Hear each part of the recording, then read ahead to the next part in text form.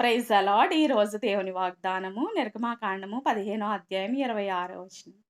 మీ దేవుడైన యెహోవా వాక్కును శ్రద్ధగా విని, ఆయన దృష్టికి న్యాయమైనది చేసి, ఆయన ఆజ్ఞలకు విధేయులై, ఆయన కట్టడలన్నిటిని అనుసరించి నడిచిన ఎడల, నేను ఐగుప్తీయులకు కలుగజేసిన రోగములలో ఏదియూ మీకు రానియ్యను.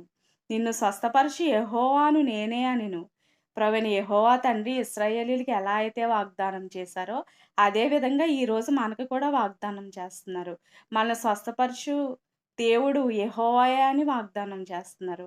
నేను కూడా నెల రోజుల నుంచి మీతో వాగ్దానాలు పంచుకోలేకపోయాను. ఎందుకంటే చాలా బలహీనత పడి నేను చాలా బలహీనమయ్యాను.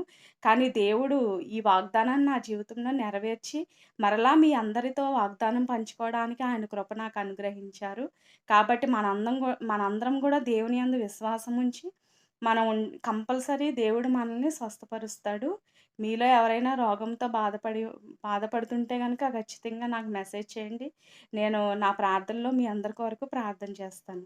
దేవుడు తన పరిశుద్ధ వాక్యం దీవించును గాక. ఆమేన్. హల్లెలూయా.